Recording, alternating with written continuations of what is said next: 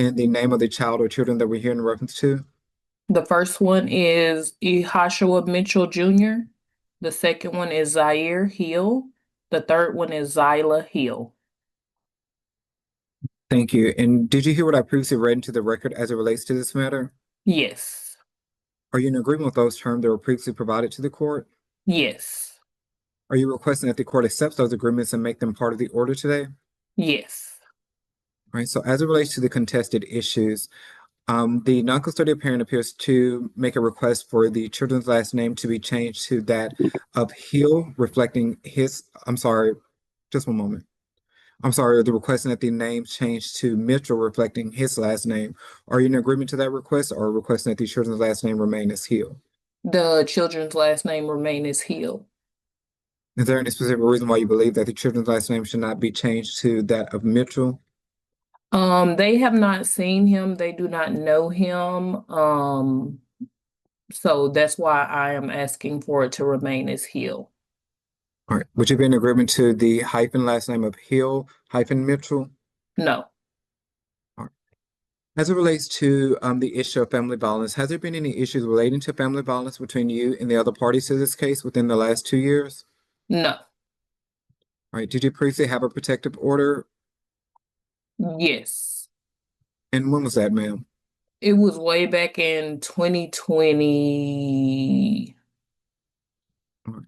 Are you currently in fear of your safety or your children's safety? No, All right.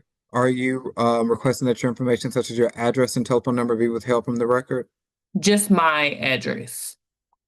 Is there any specific reason why you're requesting that your address be withheld if you previously testified that you're currently not in fear of your safety or your children's safety? Just from previous issues, I haven't seen him in over 2 years, so that's why I'm not in fear of my safety. So that's why I'm not in fear of anything right now. I have not seen him. And do you believe that if the non-custodian parent was to be provided your information, that would be an issue for you or the children? Yes, And my as it relates address to the is issue, specific. all right, thank you, ma'am. And as it relates to the issue of conservatorship, are you requesting that you be named as the sole managing conservator for the children here in this matter? Yes. Is there any specific reason why you believe that you and the other party should not be named as joint managing conservators? Because he has not seen the kids in over 2 years again. They don't know him. He doesn't know anything about them. He doesn't call to ask about them or anything. All right. And is it your understanding that the father lives in Houston? I have no clue where he lives. And are you requesting that there be no geographical restriction as to where you and the children can reside? Correct. And as it relates to visitation, when was the last time the father had any visits with the children? It's been over 2 years. And would you be in agreement to the father having a standard possession order for a party that lives over 100 miles away, which provides that the father will have one weekend per month for visits? No, I don't agree to that. And could you explain to the court why you don't agree to the father having visitation with the children here in this matter? Again, because he hasn't seen them in over 2 years, they don't know him. Even if they were to see a picture of him or anything, they would not be able to identify who he is. Um, he doesn't call to ask about them, check on them, or anything. And like I said, it's been over 2 years. My little girl, she's the youngest, she's 3, and he has not seen her since she was a newborn. Guys, this case sparks instantly over a last name fight. Mom agrees to terms, then draws a hard line when Dad asks for his name. And do you feel that the children not having any visitation with the father simply because they don't know him would be in the children's best interest going forward? No, I don't. No, no. I believe they can have visits, just like supervised visits. And who are you requesting does the supervision?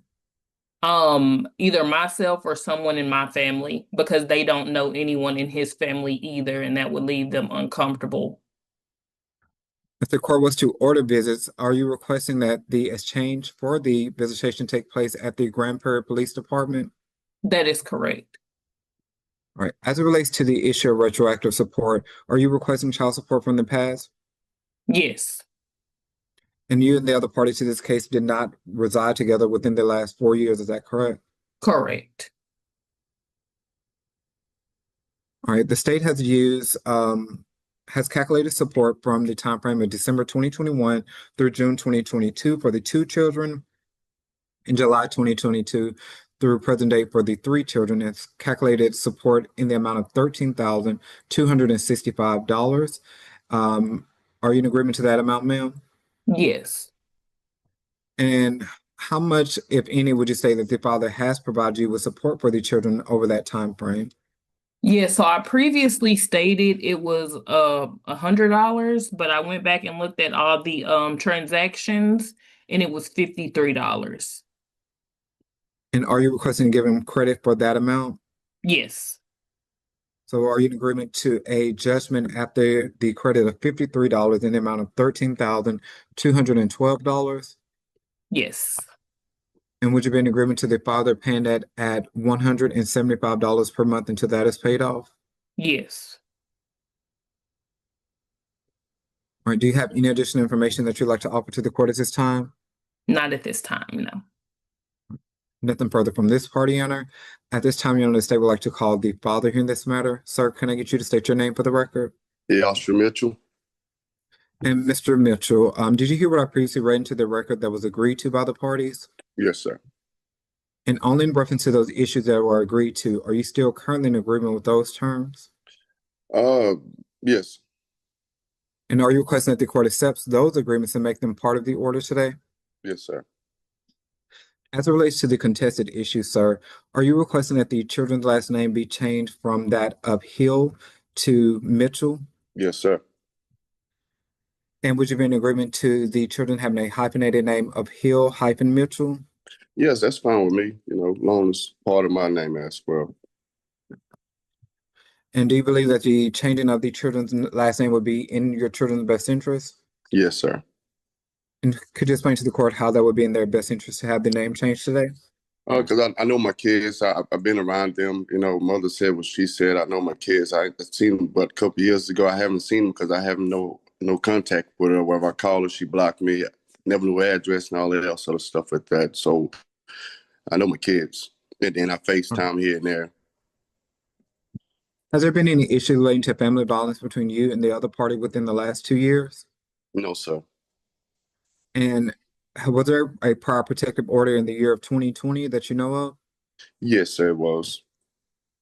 And that has expired to your knowledge, is that correct? Yes, sir. And do you have the other party's information, such as her address and telephone number? I just have her cell phone number, that's all.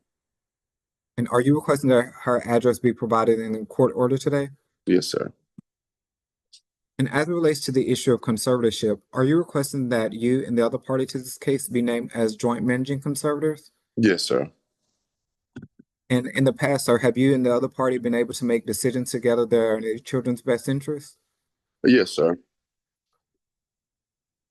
And do you feel that that would be in their best interest going forward, that you two work together to make those decisions going forward? Yes. And as it relates to visitation, are you in agreement to having a standard possession order, which will provide that you will have visitation once a month with the children? Yes, sir.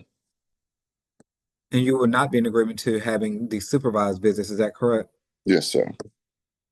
And are you in agreement to the exchange to take place at the Grand Prairie Police Department? Yes. And as it relates to the issue of retroactive support, the state has calculated retroactive support with a credit of $53, and we're requested to take a judgment in the amount of $13,212 to be paid at $175 per month until that is paid off. However, you are not in agreement to that amount. Is that correct? Yes. And in the time frame that was previously provided from December 2021 until present date, sir, how much money, if any, would you provide that you've given to the mother for the support of the children? The calculation with everything, I say 3,000. That's with everything. And as it relates to the $3,000, so do you have any proof that you made those payments to the mother? No, sir. I don't have the receipts and nothing like that. So how did you make those payments, sir? I bought them, bought it at the store and gave it to her. You brought what, sir? Clothing, diapers, pull-ups, all that stuff.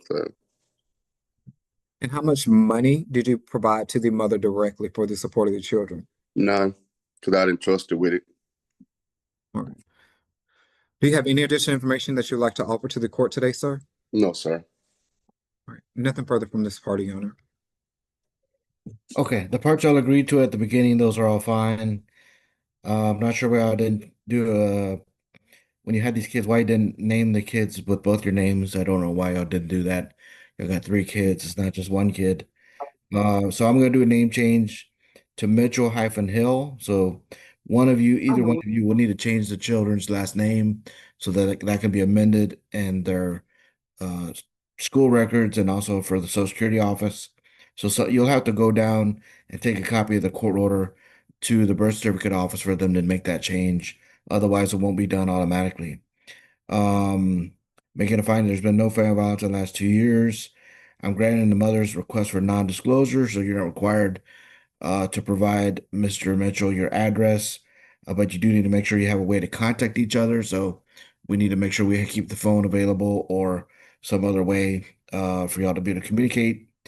If y'all live in 2 different cities, then sole managing conservatorship makes sense to me since y'all can't really work together, even if it's just not the other issues, just because y'all don't live in the same city.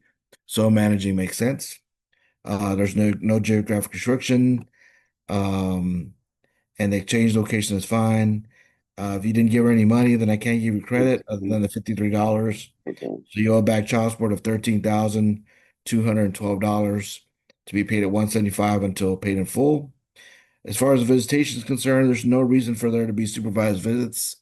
Y'all chose to have 3 kids with each other. That means y'all trust each other to have kids with each other. And so Mr. Mitchell should have the right to visit with his kids. I know it's going to be more difficult because he lives out of the area, but he should be able to designate 1 weekend a month when he can come up to Dallas and pick up the children in Grand Prairie and visit with them for the weekend. He will need to notify you when that is, and then you'll have to go to the Grand Prairie police office to do the exchange when he notifies you. If he doesn't notify you, then you don't have to do anything, but he'll have visitation 1 weekend per month if he chooses to do visitation, and also a long summer as well, 42 days of visitation. All right. Let's see, check my notes. Okay, that should be all our issues. Yes, Mr. Tatum. Yeah, I just want to confirm with the non-disclosure, are you requesting that the telephone number only be provided, or are you requesting that the parties communicate via app close? They already have each other's phone numbers, it sounds like, so just need to not block it. And so that needs to be shared. And then I'm granting non-disclosure as to address. All right, thank you, Your Honor. Okay, it's kind of impossible for him to visit if he doesn't know where you live, but you need to have, that's what I'm saying. It's very important that y'all have each other's phone number or some other way to contact each other because you need to be able to communicate. You chose to be parents of these 3 kids, and so you chose to have this other person in your life forever. So you got to figure out a way, and it's for the child's best interest. They need to visit with their dad. They need to have communication with dad, even if you don't like it. So we got to figure that out, even though that might be difficult. All right, the Attorney General's office is going to put that all in writing, email y'all a copy of the order if they can, and then that'll conclude our case today. Y'all are done with court. You can press leave on the Zoom to exit out. Thank you. The judge takes control. Name change, visits, debt finalized. Dad gets real access, mom gets limits, and the ruling is crystal clear. If you found this breakdown useful, like the video, subscribe to the channel, and we'll see you in the next video.